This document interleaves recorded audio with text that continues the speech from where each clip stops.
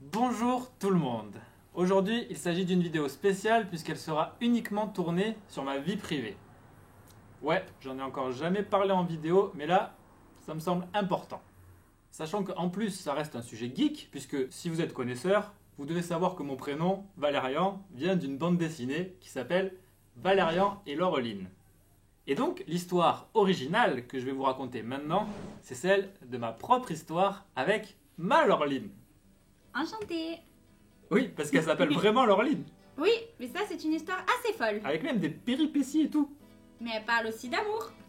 Ah, ça, vaste sujet, car tout le monde a sa propre vision de l'amour. Et nous aussi, on a la nôtre, et on s'est dit, pourquoi pas vous la partager. Si ça se trouve, c'est peut-être intéressant. Alors, aux petits curieux d'entre vous, prenez place, et c'est parti pour une incroyable aventure avec Valérian et Laureline. En vrai.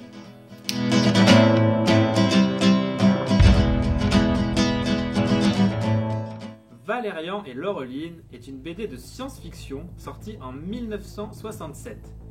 Écrite par Christin et dessinée par Mézières, elle raconte les aventures de Valérian, agent spatio-temporel du futur qui remonte le temps jusqu'au Moyen-Âge, où il fait la rencontre d'une certaine Laureline. Repartant avec lui, elle apprendra tout ce qu'il faut savoir sur l'avenir et formeront le couple d'agents spatio-temporels le plus populaire de la galaxie.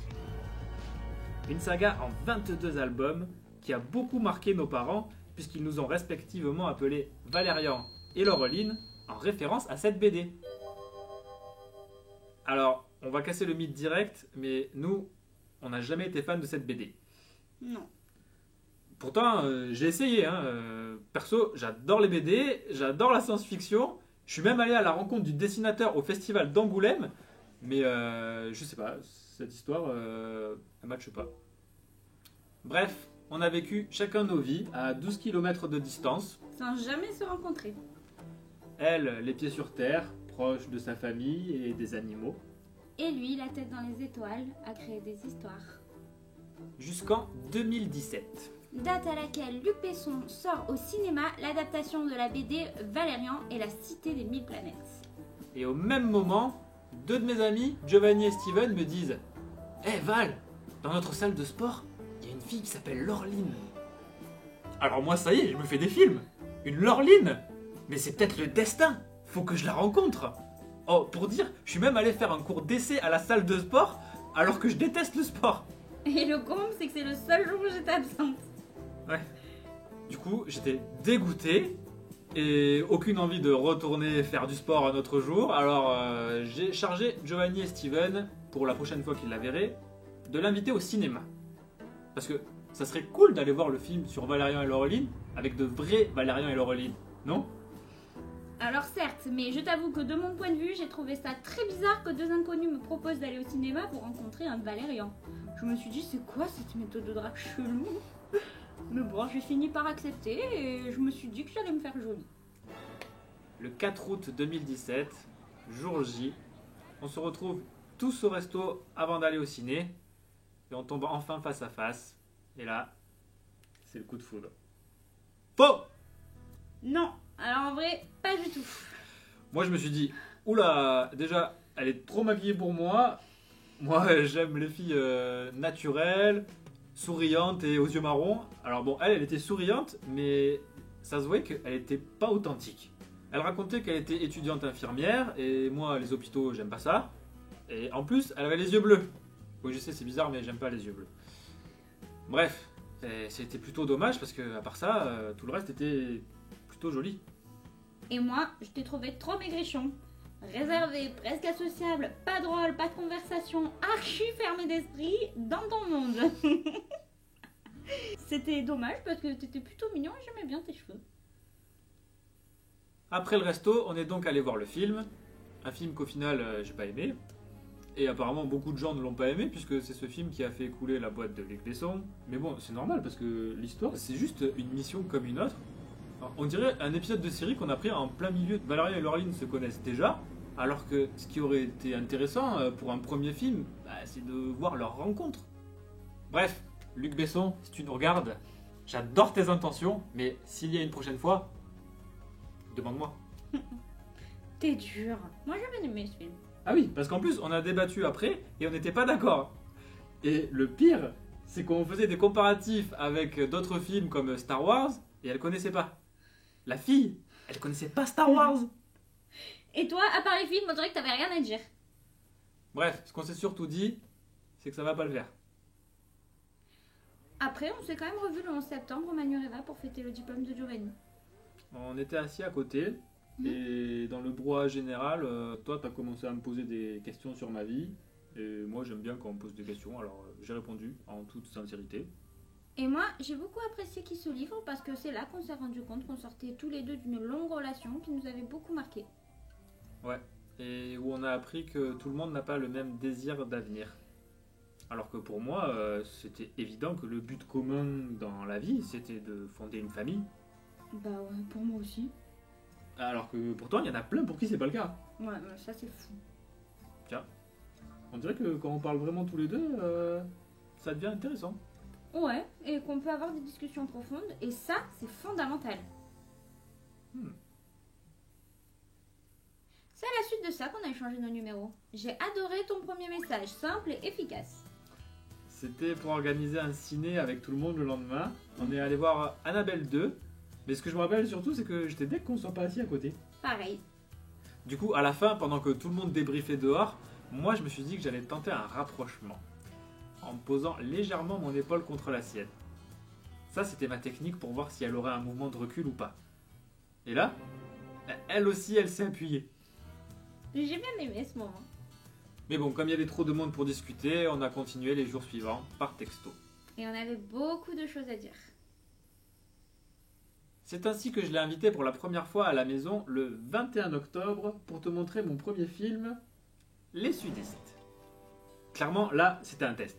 Parce que, en vrai, je ne conçois pas d'être avec quelqu'un qui n'aime pas ce que je fais, parce que ce que je fais, c'est une partie de moi. Je mets toute mon âme dans ce que je fais.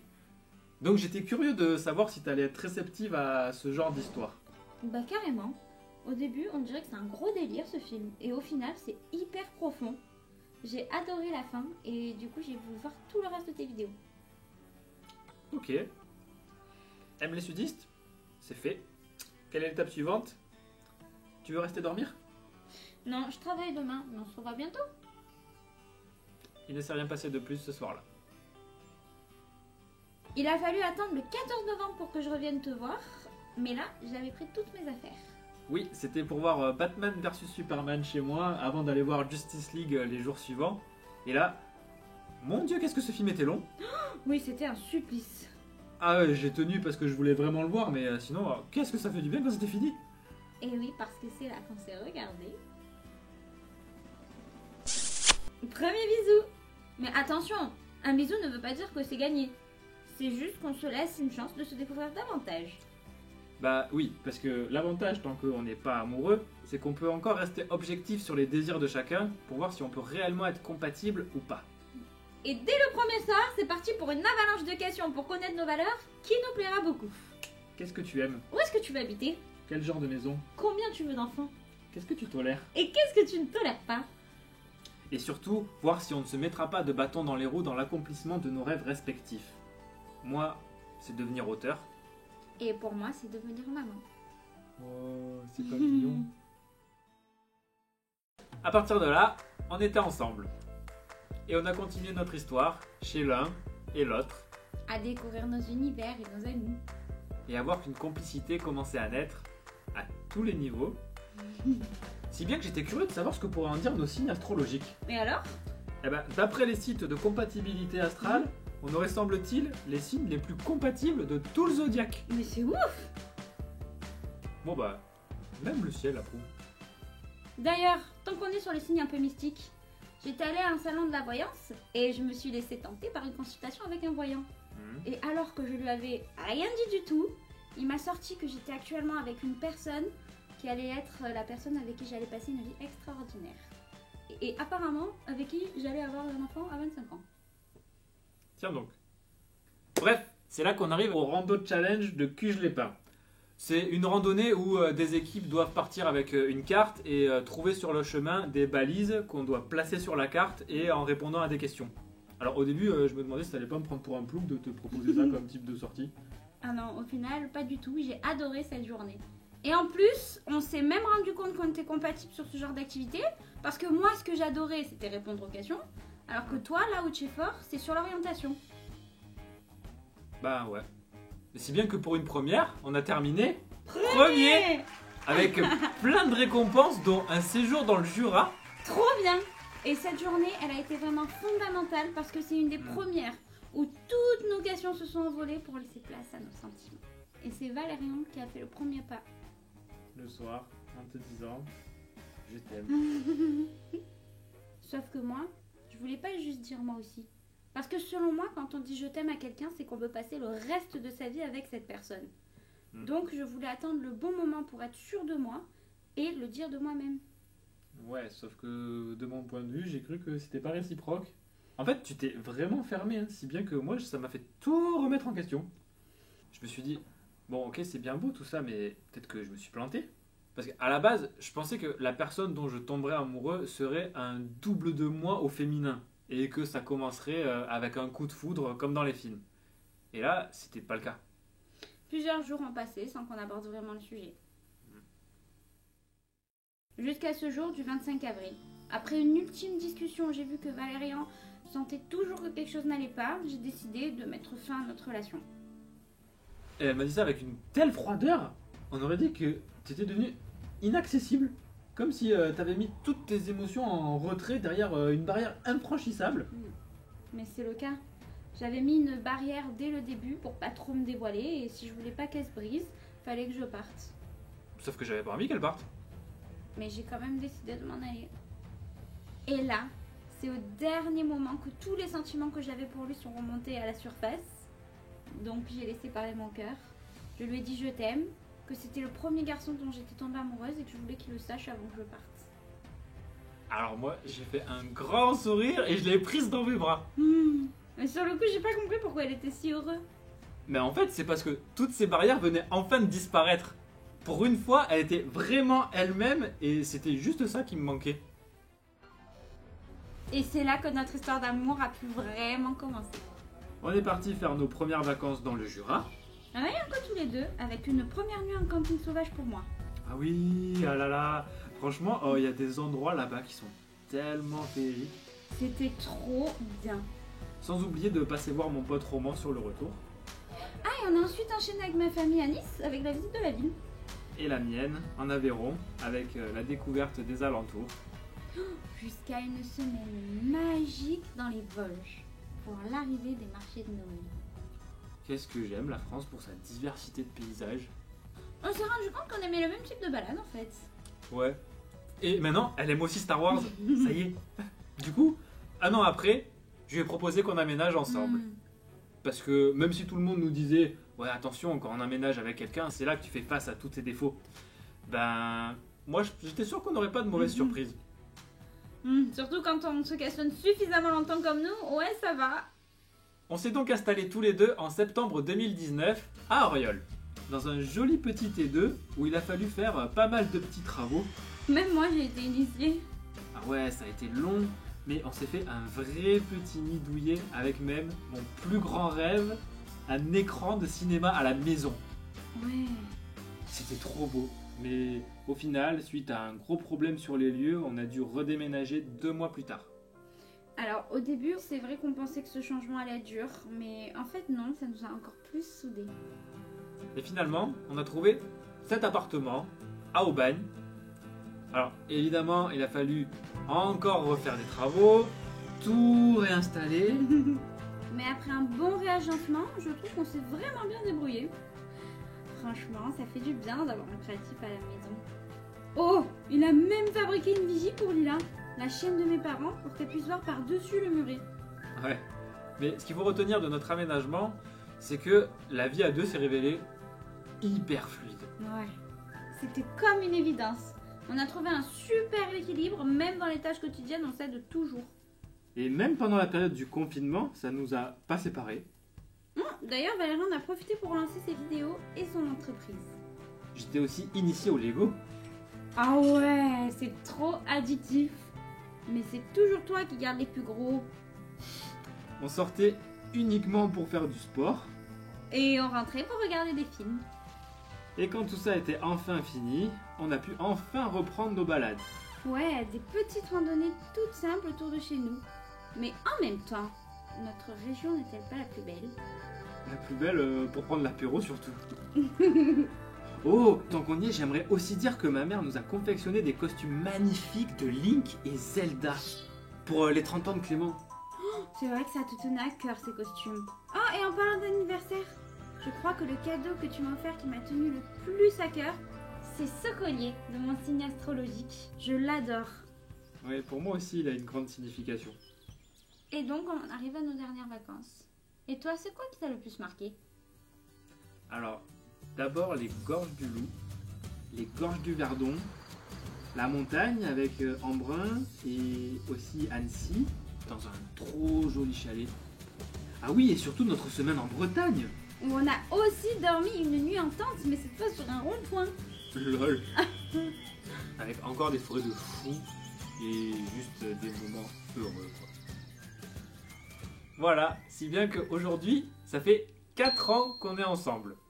Et en 4 ans, nos sentiments, ils ont fait que grandir. D'ailleurs, à force de vouloir mettre des mots dessus, je pense qu'on a enfin cerné la différence qu'il y a entre l'amour et la passion. Oui, et c'est très différent. D'ailleurs, je trouve qu'on ne nous l'explique pas assez dans la vie, ça. Du coup, on va peut-être vous faire une synthèse de notre vision à ce niveau-là. Bah ouais, vas-y, commence. Alors, c'est parti. Déjà, un coup de foudre, ce n'est pas de l'amour, c'est de la passion. Oui, et la différence, c'est que la passion, c'est instantané. Physique, très fort, et que tu t'oublies toi-même. Et on est tous friands de ça, comme de l'alcool ou de n'importe quelle drogue. En fait, c'est le même effet, dans le sens où ça procure un bien fou. Mais comme toutes les drogues, il y a une limite à la dose que tu prends. Parce qu'au-delà, il y a un contre-coup très violent quand ça retombe. Voilà, la courbe de la passion, c'est comme ça. Comme un battement de cœur en fait. Alors que l'amour, c'est pas quelque chose d'instantané. Ça se construit. Il faut du temps et de la complicité. Voilà, donc la courbe de l'amour, c'est plutôt comme ça. Comme un escalier. Mais du coup, ça veut dire qu'on peut tomber amoureux de toutes les personnes à qui on tient? Non. En fait, le truc qui te le confirme, c'est si au quotidien, quand tu es avec elle, tu es heureux. Tout simplement. Voilà, c'est tout. Enfin non, c'est pas tout. Oh. Car en plus, ce qui est bien, c'est que tu as des moments de passion. Oui, mais la différence avec une passion dévorante, c'est que quand le pic redescend, tu retombes pas tout en bas. Voilà, et ça, c'est durable. Alors après, attention, on ne dit pas que une passion est forcément vouée à l'échec. Si ça se trouve, vous pouvez aussi tomber amoureux après une passion. Bah oui, si la compatibilité est présente, c'est possible. Dans tous les cas, la méthode pour rester à niveau, même au fur et à mesure des années, c'est de garder une communication constante. Où on se prend vraiment en considération. Pour que le bonheur de l'un reste la priorité de l'autre. Après, on ne sait pas si la courbe va rester à niveau toute la vie, ou si elle baissera dans 10 ans, 20 ans, 30 ans. Mais moi, je pense pas. Et même si c'est le cas, c'est pas juste notre amour qui nous lie. C'est aussi cette fameuse complémentarité dans la vie de tous les jours qui fait que, dans tous les cas, on aime vivre ensemble. Oui, on a envie de s'accompagner, c'est cette mission qu'on veut relever. Donc, quoi qu'il arrive, je te tiendrai toujours la main. Oui, d'ailleurs, tout le monde se fout de notre gueule avec ça, parce que même quand on se dispute et que ça va mal, on se tient quand même la main. Ah oui, mais ça, c'est pour démontrer à l'autre qu'au-delà de la dispute, on s'aime. Voilà les amis. Et pour terminer, en ce mois de décembre, on a une petite surprise à vous présenter. Parce que les habitués ont sûrement remarqué que le décor n'est pas du tout le même que d'habitude. Et ça, c'est tout simplement parce que le précédent n'existe plus. Je l'ai entièrement démonté pour construire autre chose à la place. Alors si ça vous dit, on va vous montrer le résultat. Alors, donc ça c'est mon bureau, c'est pas ici. C'est pas ça non plus. Allez.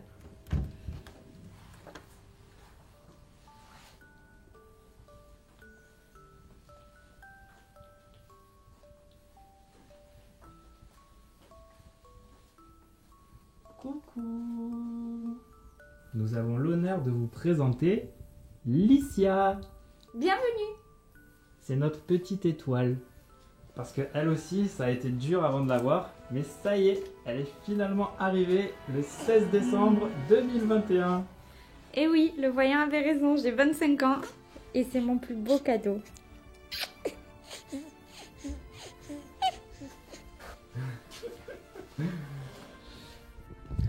Du coup, un nouveau chapitre commence. Alors, je suppose que vous devez vous douter que maintenant, les vidéos passeront au deuxième plan. Mais côté pro, je continue toujours d'écrire le scénario de ma nouvelle grande histoire, que j'annoncerai prochainement. Et pour finir, je voulais dire que cette vidéo sera bien la seule dédiée à notre vie de famille. Donc, pour ceux qui auraient voulu savoir la suite, on a un compte Instagram. Maintenant, il ne nous reste plus qu'à vous remercier d'avoir regardé et on vous souhaite de très joyeuses fêtes.